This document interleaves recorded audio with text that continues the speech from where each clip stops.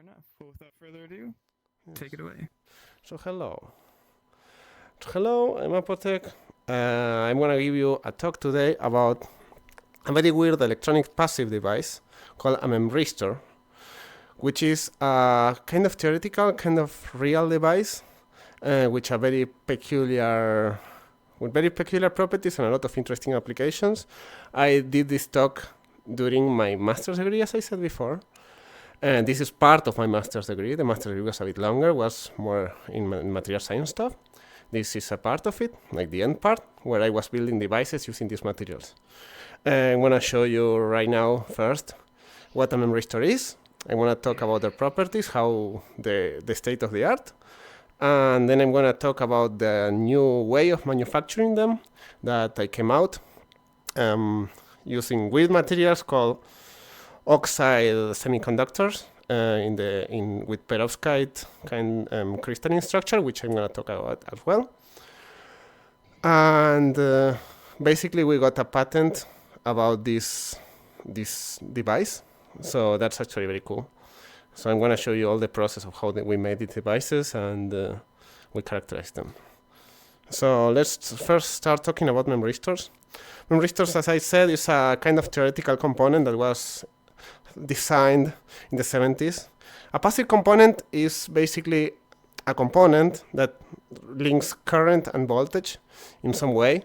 In case of a resistor, it's a simple linear equations where current and voltage are related with the resistance as a constant. And in the case of a capacitor and an inductor, it's a differential equation where the derivatives are linked. And when you plot the IV curves, they will plot a circle, basically. Just as I show in this diagram.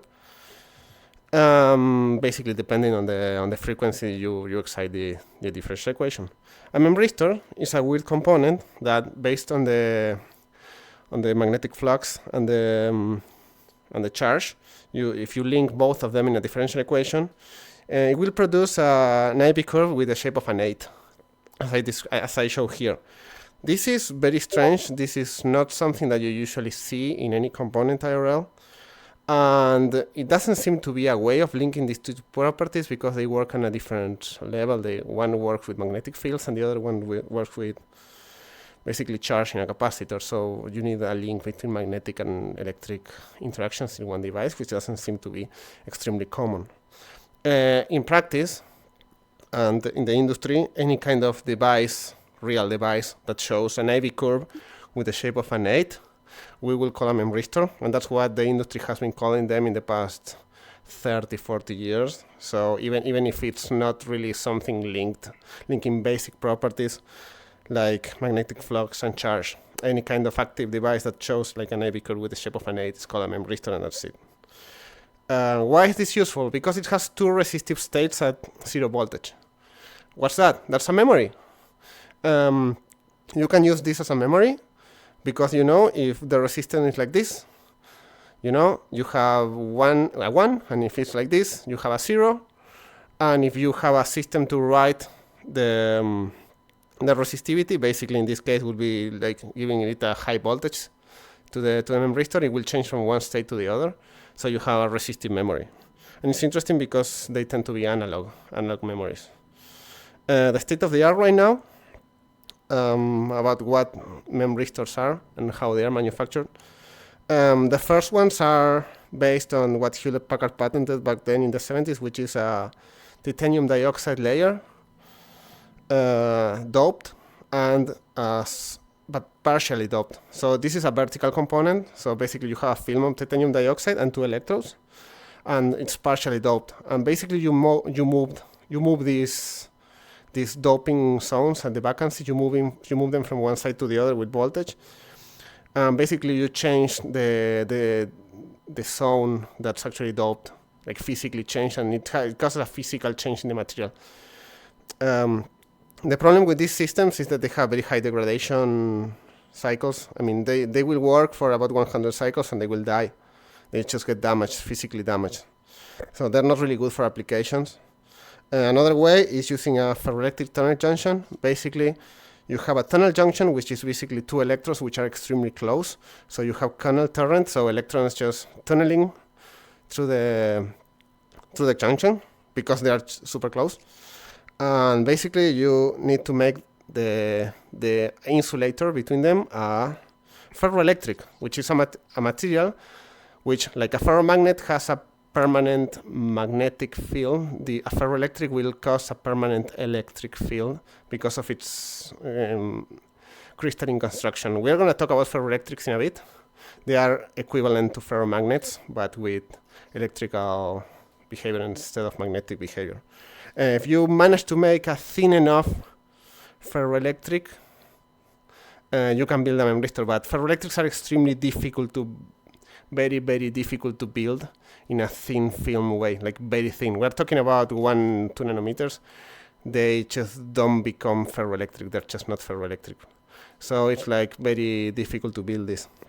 Another way is a spin torque system, where you have basically a channel that's magnetic, and you basically move a magnetic domain through it by applying voltage. This is a bit difficult to build.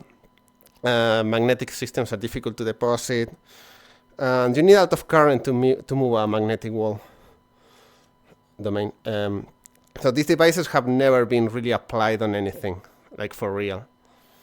Applications for these devices, I'm going to tell you two. If you manage to make one which is called out of plane, like I described the first two, which are perpendicular to the microfabrication chips, the current goes perpendicular to the plane, you can build a crossbar kind of device where you have like a lot of lines vertical or lines horizontal, and you put the memristor in the middle and use them as a memory, like I'm describing in the top picture, and you can integrate them into a MOSFET.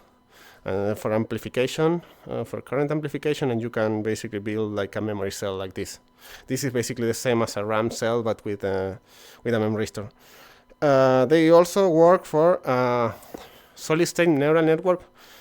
If you want to build a neuromorphic system in silicon or in solid state, that's not biological, instead of what we do now with AI, we simulate them in GPUs and such. We can build them physically in silicon. If we have a memristor, we can use the memristive behavior to simulate a synapses kind of behavior, and you can train it. Because, the more excited it is with training, the more the resistance changes. So it works as a resistive memory, and that's exactly a synapses. So this is faster and way more compact than a CMOS kind of equivalent, and way more powerful than just simulating the neural network. So what's our proposal for building a memristor? Basically, we have two materials, one on top of the other. What I'm showing here in black, it's a sensor material, which is like a channel. It has the shape of a channel, and we push current through it. It needs to be a very sensitive kind of semiconductor, which resistivity will change a lot with perturbations, mostly electric, magnetic perturbations, deformation. We need a material that's sensitive to something. And on top of it, I'm going to put a ferroelectric. A ferroelectric, like I described before, is a material with a remanent electric field inside of it, and you can polarize it with voltage. And that's some kind of memory with polarization, with electrical polarization. So you put an electrode on top of that, and you connect that electrode to ground, and you pass current through the device. And then the idea is that the electric field between the channel, the conduction channel we have below, and the electrode on top will start polarizing the ferroelectric and flipping it from one state of polarization to another state of polarization, from like minus electric field to plus electric field, just as I describing on this bottom picture.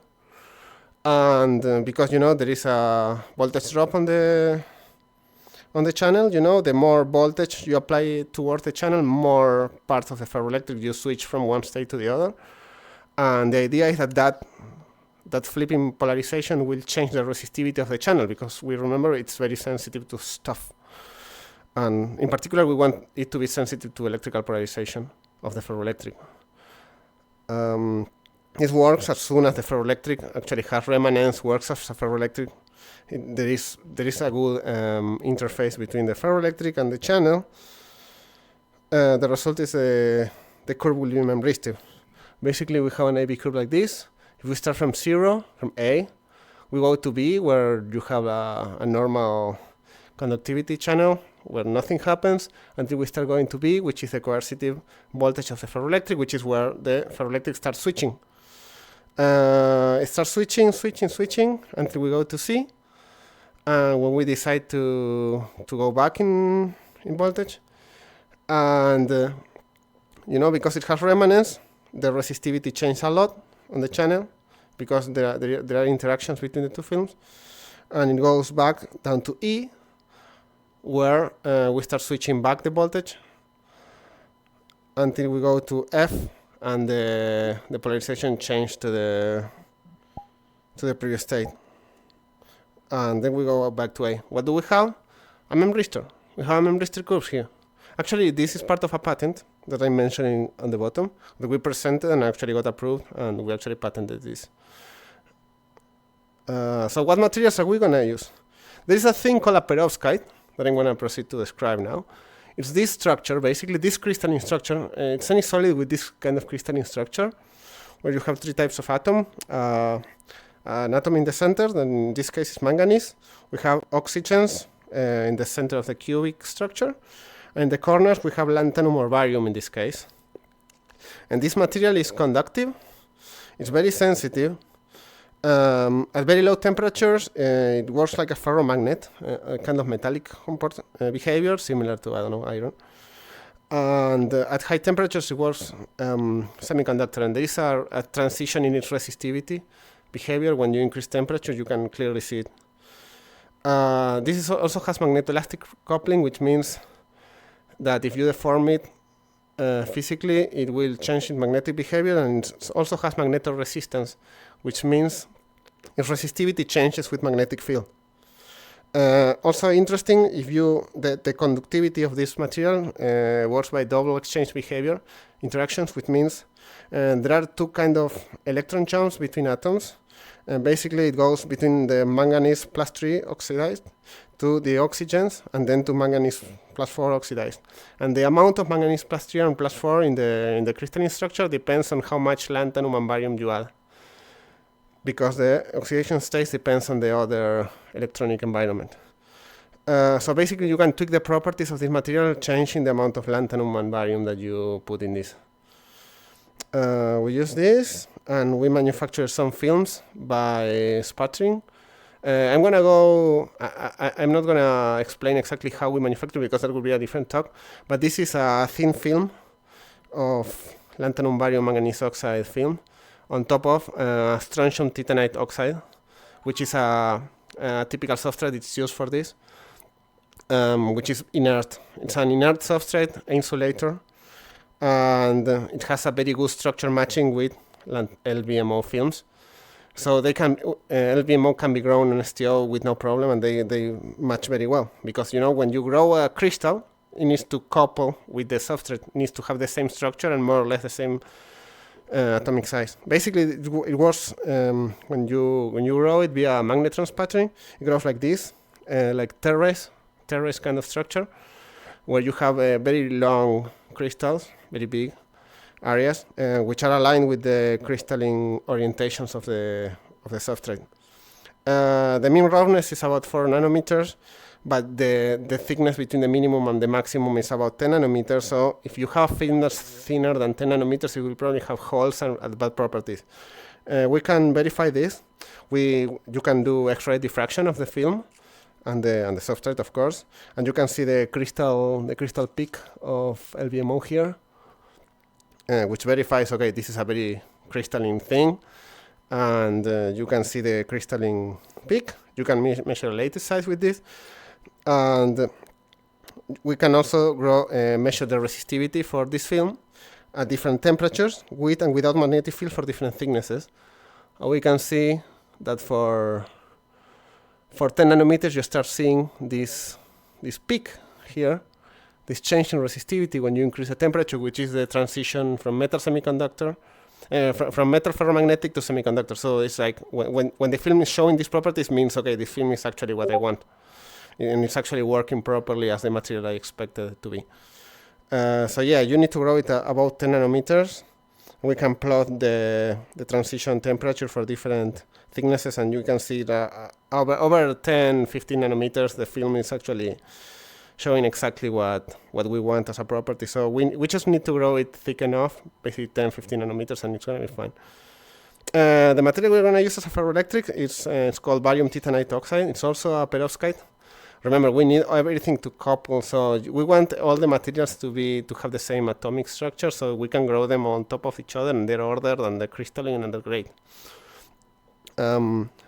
Basically, it's similar to the strontium titanite oxide we use as substrate, but with barium. Barium is bigger, and the titanium atom in the center, in this case, because the barium is bigger, the titanium gets decentered. It just moves to one side or to the other, and you know this kind of behavior will cause it to have like two stable states. Basically, when you polarize in one direction, when you make it as a thin film and you put two electrodes, you can basically move the titanium atom from one side to the other side of the crystal lattice.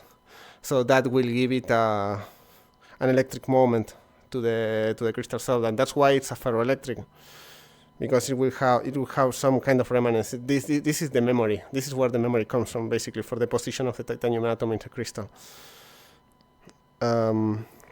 So we grew the BTO films in the same way as the LVMO films, and it grows very differently. It grows like in grains, but this is way flatter than the other one.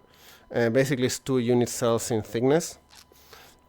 It's about 1 nanometer of thickness, and there is no long distance correlations seen in the AFM picture. So it's a very good film.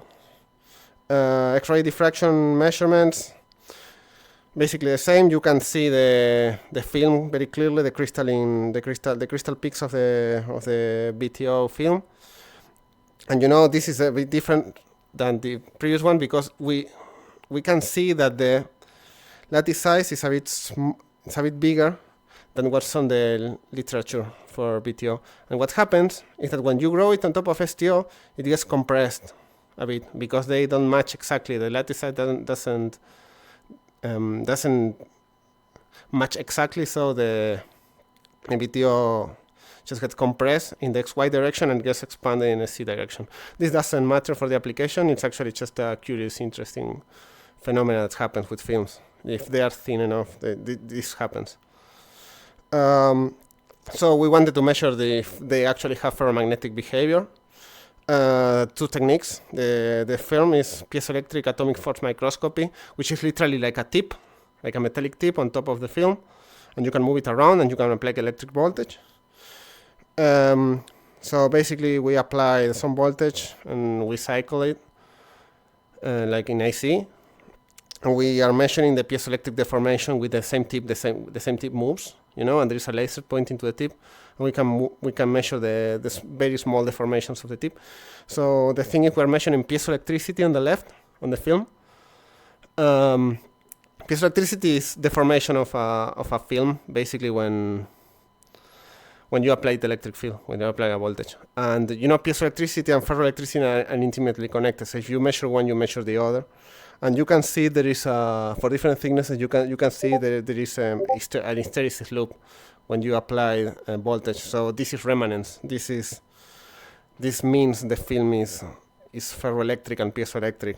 And on the right, we can see directly like ferroelectric properties. We just put a 1 by 1 millimeter electrode on top of the film, and we have an electrode on the bottom. We applied voltage, and we set an AC signal, and we can basically measure capacitance. If this will be a capacitor, this will be a line, okay? Because this is charge versus voltage, basically. So, but because this is a ferroelectric, it will show an hysteresis cycle.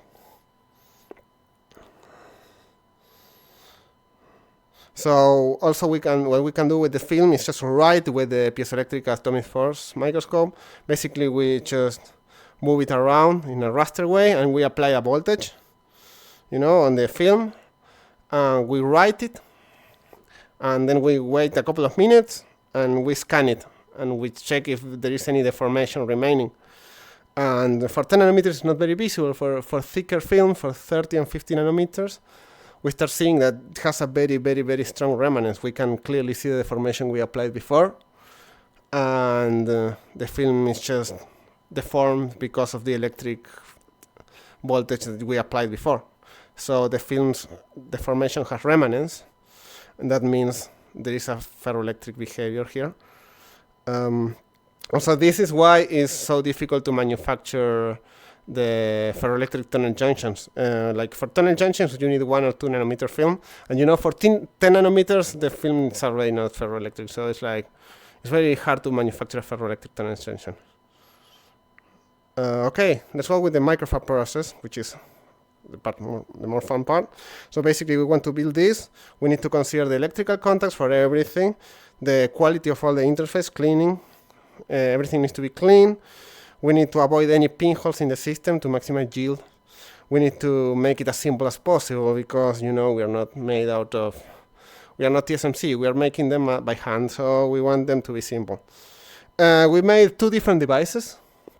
One, when I'm called open channel, the gray part in silicon dioxide is basically glass. It's an insulator, and we made it like this because we need to contact the gate. And if we don't put this silicon dioxide on top, then my gate is gonna short circuit with the bottom channel. It's not gonna work. So we need to insulate everything and contact it from the top, contact the channel from the top. So we're gonna build it like this, build a lot of silicon dioxide around, and open a gate. And we're gonna put the gate just in contact with the channel. We also try to not open the gate and just apply an electric field, just to see if we can actually make it simpler, because this is simpler to manufacture, because opening the channel is difficult. And this should work, but we don't know.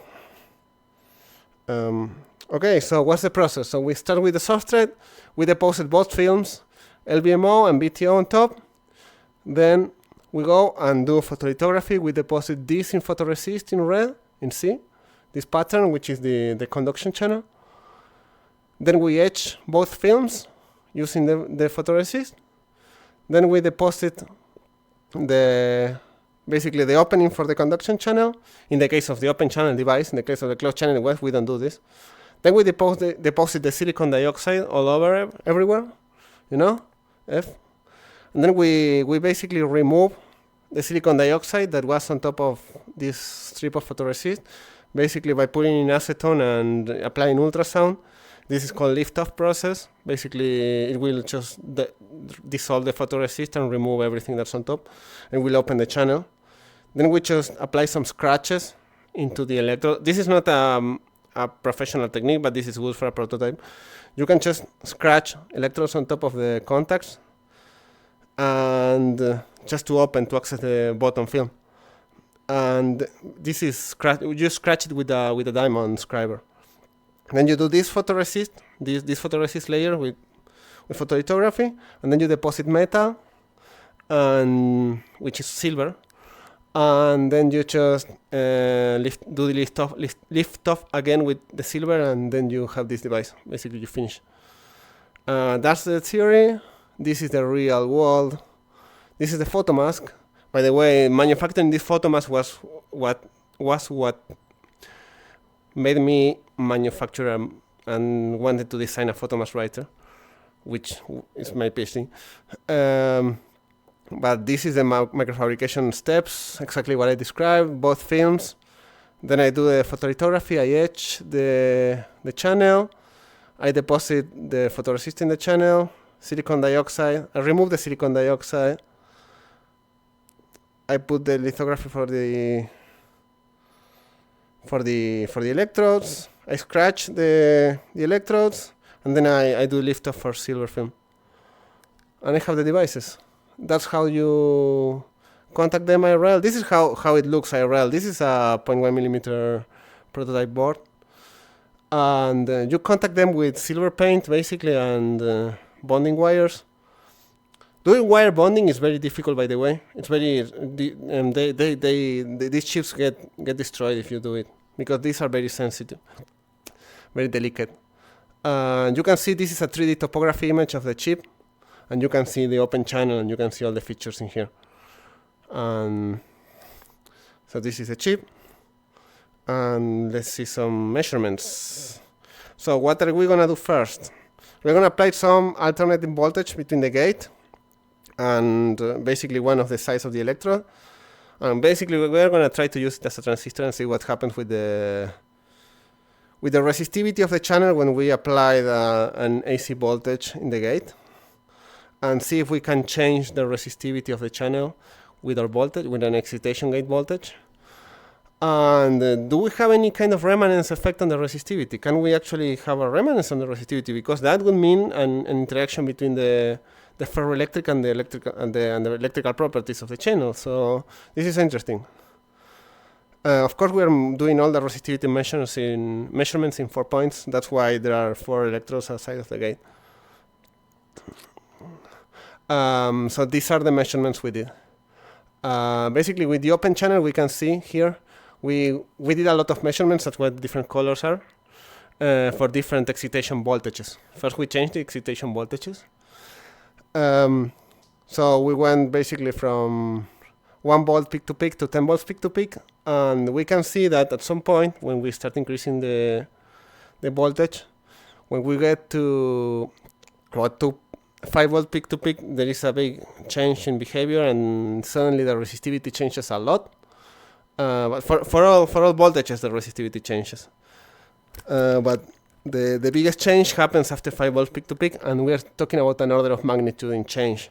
This is good. This means we have a lot of interaction between the two films, and we actually see remanence. We see hysteresis here. Like the curve is not going back through the same place that we went in. So that means the ferroelectric has some remanence, and this remanence is altering the conductivity of the channel. It's cool. With a closed channel, we see a very different behavior. We are not sure why it's so different, but also there isn't that much change in resistivity. There is also hysteresis. We suspect that this hysteresis doesn't come from the ferroelectric, but it's come from charge accumulation in the silicon dioxide, because you can actually, with silicon dioxide, you can build a memory as well, basically by accumulating charges on the surface. So it might have to do with that. And we can see more evidence of that being the case in a second, in the next slide, because we changed frequency now. And what we see in the open channel device is that the hysteresis loop gets wider and wider the faster we do the measurements. That means that the remanence, it's not permanent, but it gets erased after a couple of seconds. That's not good. That means that the ferroelectric properties are not that excellent, because they lose memory with time.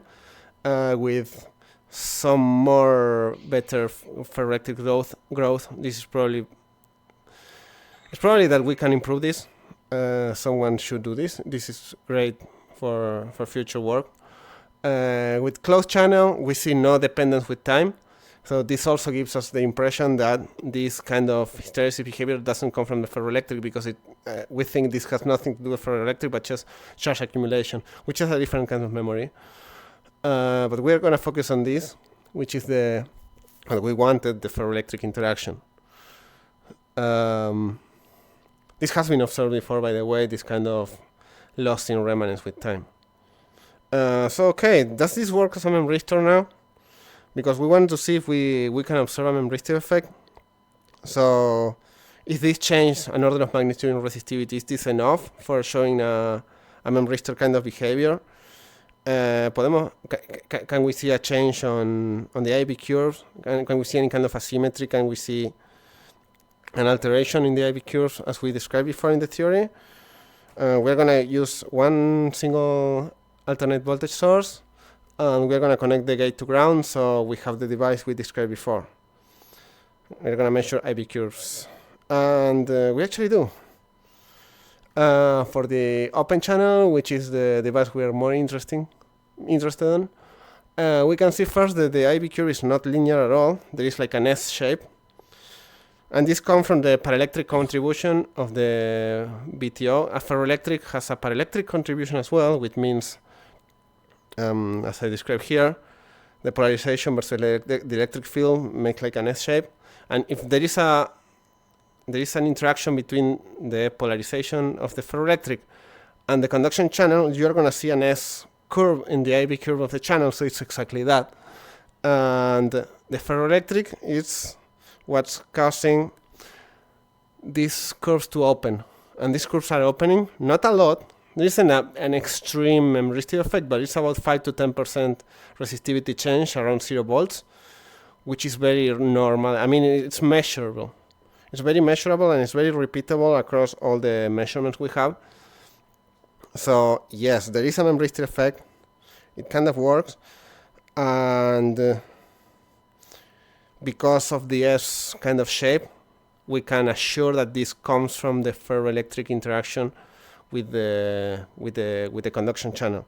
In the closed channel, in all the measurements, we don't see any of this. We don't see any kind of interaction between the ferroelectric and the conduction channel, so the curve is basically linear. There is a small kind of loop after 16 volt peak to peak. We are not sure why, but it might have to do with the charge accumulation we described before. But this is not the effect we were studying, so this is not important. The important part is that yes, this works as a memristor and it actually generates a memristor kind of curve. So okay, yes. So we are going to go to conclusions now, because this works. So we designed a new method for building memristors by taking advantage between magnetic interactions and between a ferroelectric and a sensor material. And the device is actually solves several problems of the state-of-the-art. It has no damage between reading when reading and writing, because you are not moving any kind of vacancies, no damage in the material. There are no ultra-thin oxide layers than in the case of the ferroelectric current junctions, and they're relatively simple to manufacture. We built two kind of devices, with and without the open channel. Both devices show changing resistivity, although the open channel device is the one that presents more promising results in terms of ferroelectric interactions.